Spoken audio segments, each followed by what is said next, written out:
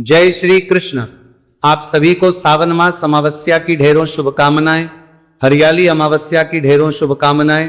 प्रिय भक्तों, आज हम बात करेंगे विशेष रूप से आने वाली अमावस्या, श्रावणी अमावस्या, सावन के महीने की अमावस्या, जिसे हरियाली अमावस्या भी कहा जाता है।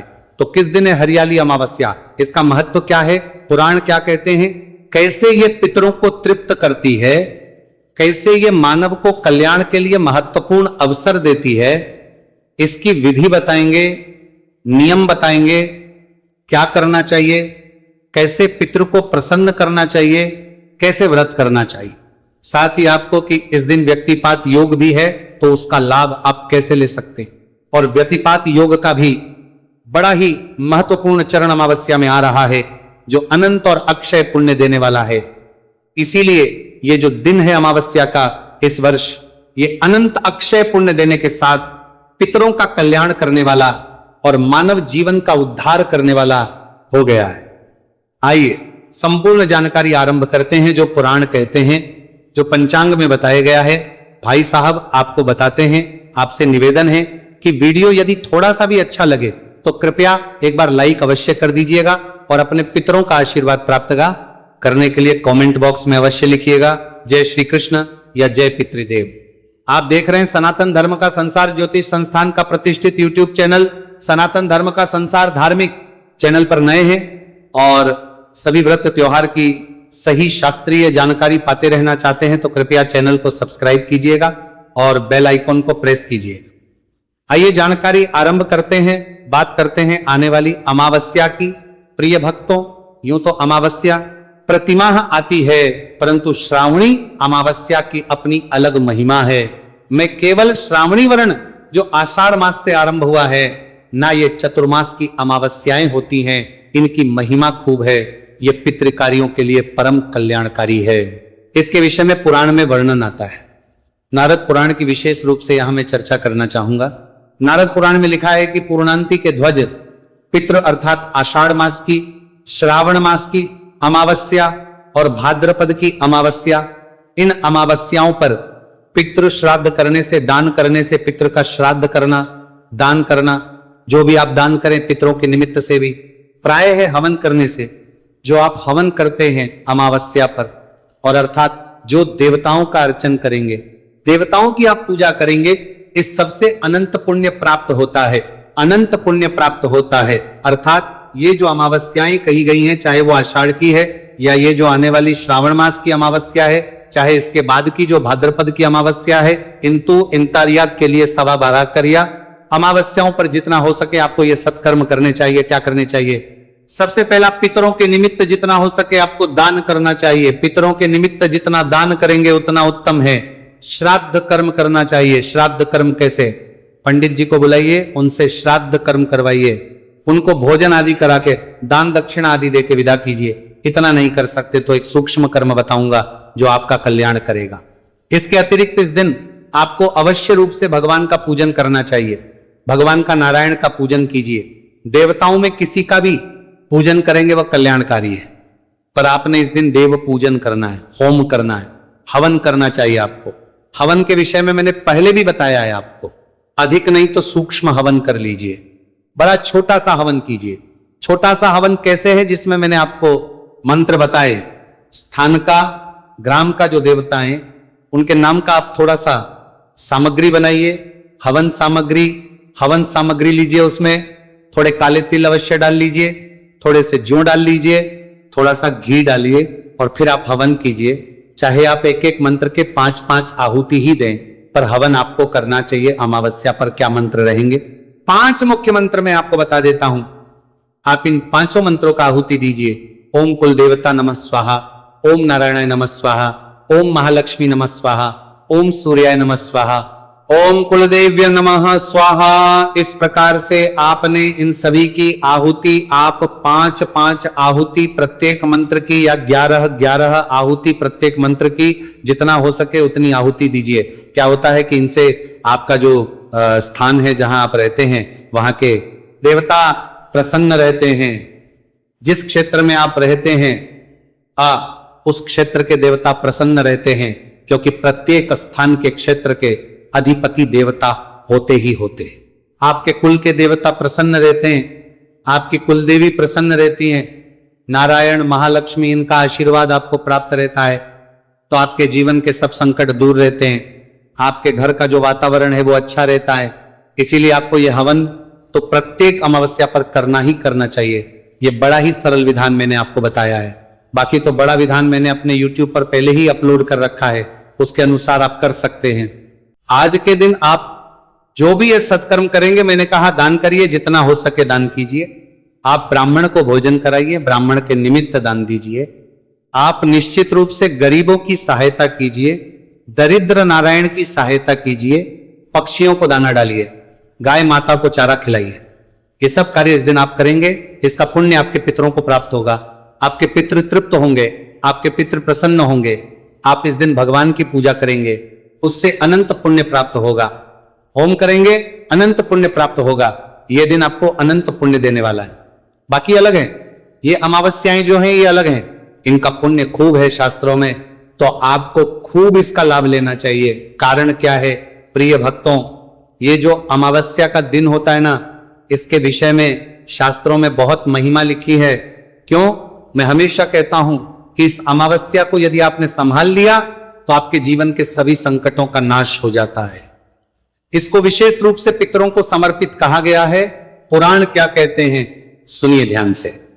पितृ ध्यान दीजिए, इसका अर्थ है कि जो हम मनुष्य हैं, पृथ्वीवासी हैं, तो पृथ्वी वालों का जो एक महीना होता है ना, पृथ्वी वालों का, हम पृथ्वी वालों का जो एक महीने का समय होता है वो पितृलोक में एक दिन और रात का समय होता है। हमारे एक महीने में वहां केवल एक दिन और एक रात होता है, अर्थात कुल मिला के एक दिन होता है। तो हमारे 15 दिन जो है उनमें वहां पर दिन रहता है और हमारे 15 दिन में वहां पर रात्रि रहती है। तो इस प्रकार से ये जो समय है वहां पर बना हुआ है। अब होता क्या है कि जो शुक्ल पक्ष के 15 दिन होते हैं हमारे यहाँ पे, उन शुक्ल पक्ष के 15 दिनों में वहां पर दिन रहता है, दिन का समय है पितृ लोगों का। और जैसे ही कृष्ण आरंभ होता है तो रात्रि हो जाती है और कृष्ण पक्ष का पूरा समय रात्रि रहती है, वो उनके विश्राम का समय होता है। शास्त्रों में आगे वर्णन आता है कि अमावस्या अमावस्या, इसका अर्थ क्या है? यह वर्णन आता है वराह पुराण में, जहां ब्रह्मा जी के माध्यम से कहा जा रहा है कि उन्होंने इस तिथि को किसे समर्पित किया है। इसे समर्पित किया है पितरों के निमित्त। तिलोदक की महिमा ब्रह्मदेव बता रहे हैं कि तिल क्यों हमें अर्पित करने चाहिए। देखिए, मैं विस्तार से कहूं तो आपको मैंने पुराण के माध्यम से, जब भी आपने कथा सुनी होगी तो सुना होगा कि अनेकों असुर बड़े शक्तिशाली होते थे। वो पूरे तीनों लोकों पर राज्य स्थापित करते थे और उसके बाद देवताओं से उनके भाग छीन लेते थे। इंद्र भी स्वयं बनते थे, वायु का स्थान भी स्वयं लेते थे। जितने भी देव कार्य हैं और देवताओं को जो हमारे यहां से हवे मिलती है, जो मिलता है उसको भी वो असुर ही ले जाते थे। इन सब से चिंतित हो कि सभी देवगण और पितृगण पहुंचे ब्रह्मा जी के पास, क्योंकि सृष्टि को बनाने वाले वही है। कि प्रभु ऐसे कैसे चलेगा, हम तो फिर बड़े परेशान हो जाएंगे।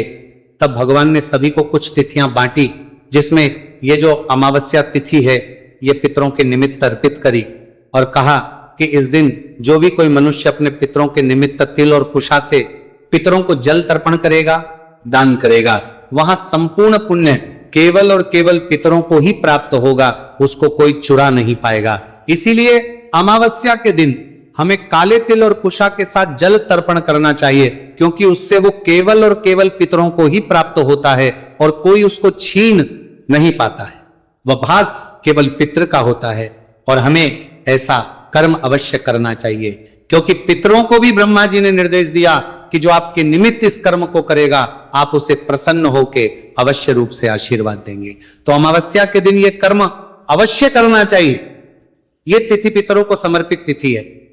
तो देखिए, इसका मैंने महत्व बताया कि यह अमावस्या जो है, आने वाली अमावस्या, ये अनंत फल देने वाली है। इसलिए हमें सदकर्म करने खूब अनंत का विप्राय है। इतना पुण्य जिसे संभाला ना जा सके, गिना भी ना जा सके, तो आप उसका पूरा लाभ लीजिए।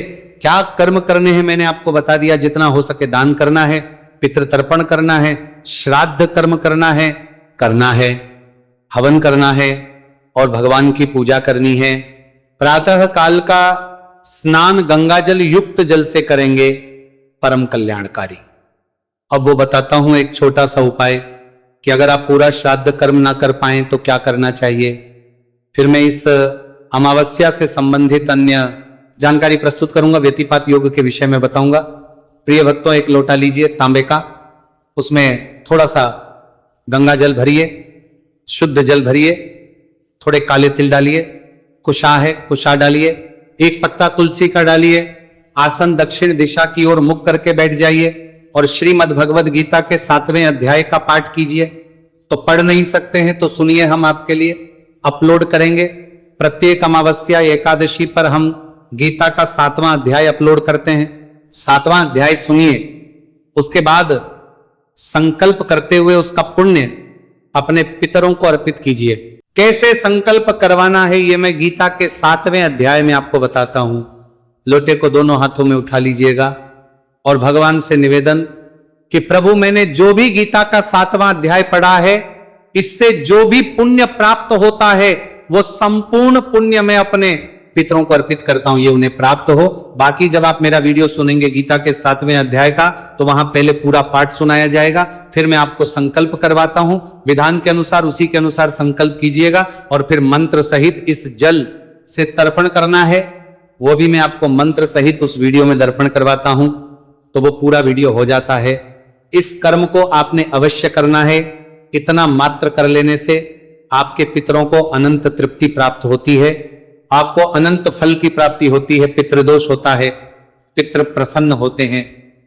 और फिर कहूंगा, पितरों को मना लिया, पितृ प्रसन्न कर लिए, तो आपके जीवन के बड़े बड़े संकटों का नाश स्वतः ही हो जाएगा। अगर गीता का 7वें अध्याय का हमारा वीडियो ना मिले तो YouTube पर लिखिए गीता का 7वां अध्याय बाय सनातन धर्म का संसार, आपको हमारे अनेकों वीडियो मिल जाएंगे।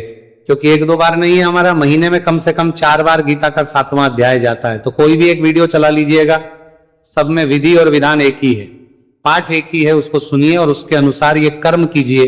अवश्य करना है सभी को। अब बात आती है कि इस दिन जो व्रत किया जाता है, अमावस्या के दिन व्रत किया जाता है, जो माताएं बहनें होती हैं वो अच्छे सुहाग के लिए, दीर्घायु सुहाग के लिए, अमर सुहाग के लिए व्रत करती हैं। और साथ ही इस दिन क्योंकि हरियाली अमावस्या है, गौरी शंकर भगवान का भी पूजन किया जाता है। तो सुबह उठे स्नान आदि से निवृत्त होकर स्वच्छ वस्त्र धारण करके भगवान की प्रतिमा या तस्वीर जो आपके पास है उनको स्थापित करें। स्थापित करने के बाद उनको स्नान कराएं, स्नान करा के तिलक लगाएं, अक्षत लगाएं, पुष्प अर्पित करें, धूप दीप दिखाएं, भोग प्रसाद के रूप में फल मिठाई मिश्री जो आपके पास है वो अर्पित करें, हाथ जोड़ के नमस्कार करें। फिर अमावस्या की कथा सुने, कथा में आपके लिए अपलोड करूंगा। हरियाली अमावस्या की उस कथा को सुनिएगा, कथा सुन के आरती करें, भगवान की नियमानुसार दिन को व्यतीत कीजिए। इस प्रकार से आप इसका व्रत करेंगे इस दिन का। अब इस दिन एक बड़ा महत्वपूर्ण योग बन रहा है, व्यतिपात योग, जिसकी शुरुआत तो एक दिन पूर्व ही, पर इस दिन वो पूरे चरम पर रहेगा। चरम से अभिप्राय है कि वो व्यतिपात योग जो है ना, इस दिन उस अवस्था में होगा कि वो अनंत और अक्षय पुण्य देने वाला होगा। यूं तो ये अमावस्या ही अनंत पुण्य देने वाली है, पर जो व्यतिपात योग है ना, ये हजारों अमावस्याओं के जितना पुण्य देने वाला है, अकेला ही शास्त्रों में वर्णन आता है।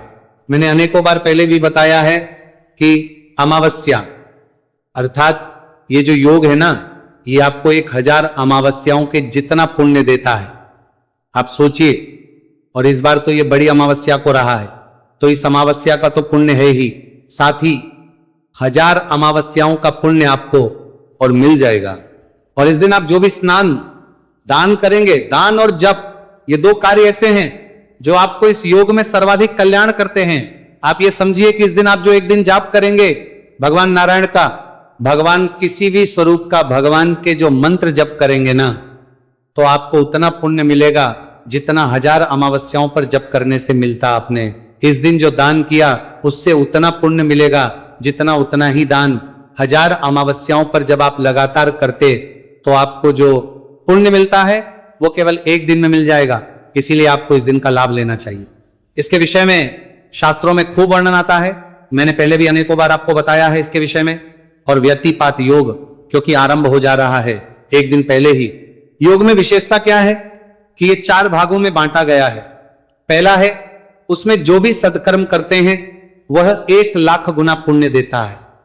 तो पहले जानते हैं कि अमावस्या है, कब अमावस्या के कर्म कब करने हैं। फिर मैं आपको यह बताऊंगा कि ये जो योग है इसका सबसे उत्तम फल देने वाला चरण कब है और कैसे इसका लाभ लेना है। तो प्रिय भक्तों, इस वर्ष जो श्रावण मास की अमावस्या है, इसकी शुरुआत हो रही है 12 अगस्त को 1:52 पर AM अर्थात रात्रि को 11 तारीख की रात को, जब 12 बजे के बाद 12 लग जाएगी तो 1:00 पर अमावस्या शुरू हो जाएगी और 12 अगस्त को ही रात्रि को 11:06 पर अमावस्या समाप्त हो जाएगी।